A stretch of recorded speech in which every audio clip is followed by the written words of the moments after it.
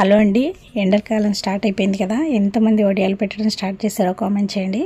అయితే నేను చెప్పే ఈ టిప్తో ఈసారి వడియాలు పెట్టండి, అన్నీ ఒకే సైజులో పర్ఫెక్ట్గా వస్తాయండి.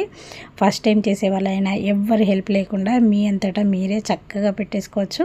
అంతేకాకుండా అన్నీ ఒకే సైజులో చక్కగా మంచి షేప్లో వస్తాయి.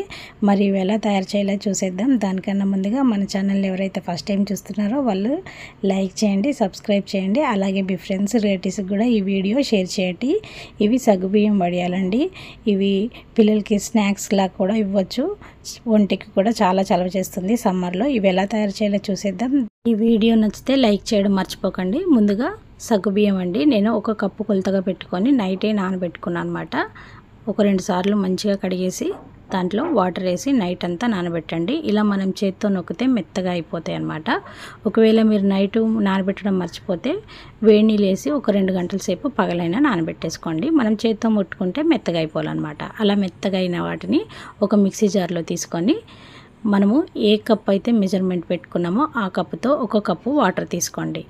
కొన్నిగా వాటర్ వేసుకుంటూ ఈ మిక్సీ జార్లో వేసి మనము మెత్తగా ఇలా పిండిలాగా మిక్సీ పట్టేయాలండి. మీకు ఎంత వీలైతే అంత మెత్తగా మిక్సీ పట్టేసి ఇప్పుడు అడుగున మందంగా ఉన్న గిన్నె తీసుకోండి. పలుచగా ఉంటే అడుగు అంటిపోతుంది అనమాట. ఇప్పుడు ఆ బాండిలో ఏ కప్పుతో అయితే తీసుకున్నామో అదే కప్పుతో 4 కప్పుల వాటర్ వేయండి. 1 కప్పు మిక్సీ పట్టినప్పుడు వేసాను, ఇప్పుడు 4 కప్పులు వాటర్ వేసా.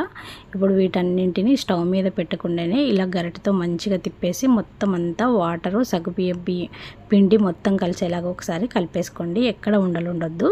అలా కలిపిన తర్వాత స్టవ్ మీద పెట్టి మీడియం ఫ్లేమ్ మీద తిప్పుతూనే ఉండండి. ఉండలు కట్టకుండా చూసుకోండి. మీకు 10 నుంచి 15 నిమిషాల లోపే ఇలా తిక్కుగా అయిపోతుందండి. ఇలా తిక్కుగా అయిందంటే మనకు రెడీ అయిపోయినట్టే. ఇప్పుడు దీంట్లో స్టవ్ ఆపేసి రుచికి సరిపడా సాల్ట్, 1 స్పూను జీలకర్ర, అలాగే 1 స్పూను చిల్లీ ఫ్లేక్స్ వేసాను. వీటిని కూడా చక్కగా ఒకసారి మొత్తం కలిపేసేయండి. చిక్కపడకుండా చూసుకోండి. మనం వడియాలు పెట్టేటట్టు ఉండేలా చూసుకోండి. నేను గాజులు పెడుతున్నా అండి. గాజులు పెడితే ఏంటంటే ఒకటే షేప్లో వస్తాయి మనకి. చక్కగా ఇలా గాజులు పెట్టి స్పూన్తో అలా కొంచెం పిండిని వేసి స్ప్రెడ్ చేశారంటే వీలైనంత పలచగా వస్తాయి. అలాగే ఒక్కటే షేప్లో ఉంటాయి అన్నమాట. సైజు కూడా ఒకటేలా ఉంటుంది. చూడండి, గాజుకి ఏం అంటుకోదండి. ఒక 5 సెకండ్లు మీరు వదిలేసి గాజుని తీసారంటే చూడండి ఎంత పర్ఫెక్ట్గా వచ్చిందో. ఒక 5 సెకండ్లు వదిలేస్తే సరిపోతుందండి. మనకి సగ్గుబియ్యం కదా, జిగురుగా ఉంటుంది కాబట్టి అస్సలు అంటుకోదు. మీరు బియ్యం పిండితో పెట్టుకున్న ఇలా పెట్టేసుకోవచ్చు. అన్నీ ఒకటేలా వస్తాయి అన్నమాట. చూడండి ఎంత బాగా వచ్చేసినాయో. ఒకవేళ మీకు వడియాలు పెట్టేటప్పుడు ఈ పిండి అనేది బాగా టైట్గా అయిపోయింది అనిపిస్తే వేడి నీళ్ళు బాగా మరిగించి నీళ్ళని అప్పుడు ఈ పిండిలో కొంచెంగా కలుపుకొని పలచగా చేసుకొని వేసేసుకోవచ్చు. చిక్కగా అయిపోతే టెన్షన్ పడకుండా వేడి నీళ్ళు కలిపేసుకోండి. అప్పుడు వడియాలు అనేది మళ్ళీ మనకి ముందులాగా పిండి పలచగా అయిపోతుంది అనమాట. చూడండి, ఇలా ఒక్కొక్క లైను మనం గాజులు పెట్టుకుంటూ వేసుకున్నాం అనుకోండి, ఒక్కరున్నా సరే ఎన్ని వడియాలైనా పెట్టేసుకోవచ్చు. ఈజీగా కూడా అయిపోతాయి. అన్నీ ఒకటే సైజులో. నాకైతే ఇలా చాలా బాగా అనిపించింది. మరి మీరు ఇదివరకు ఎప్పుడైనా ఇలా గాజులతో వడియాలు పెట్టారేమో కామెంట్ చేయండి. పెట్టకపోతే మాత్రం ఒకసారి ఇలా ట్రై చేయండి. ఈ వడియాలు అనేది మనకి ఫ్యాన్ గాలికి 1 రోజు పడుతుందండి ఖచ్చితంగా. అదే మీరు ఎండలో పెడితే ఇప్పుడు ఎండ ఎక్కువగానే ఉంది కాబట్టి సాయంత్రం వరకు ఆరిపోతాయి. నేను అలా ఫ్యాన్ గాలికి ఆరబెట్టిన తర్వాత ఇలా మళ్ళీ 1 రోజంతా ఎండలో పెట్టాను.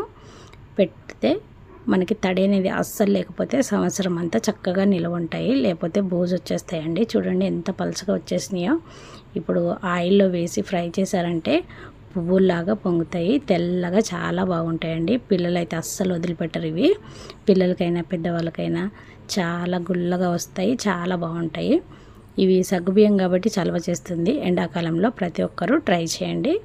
అలాగే మీరు ట్రై చేసి ఈ వడియాలు ఎలా వచ్చినాయో నాకు కామెంట్ చేయండి. నచ్చితే మాత్రం లైక్ చేయండి, సబ్స్క్రైబ్ చేయండి. ఈ వీడియో అనేది మీ ఫ్రెండ్స్ రిలేటివ్స్కి కూడా షేర్ చేయండి. మీరిచ్చే ఒక్క లైక్ ఈ వీడియో అనేది ఇంకో 10 మందికి చేరే అవకాశం ఉంటుందండి. కాబట్టి ఖచ్చితంగా నచ్చితే మాత్రం లైక్ చేయండి.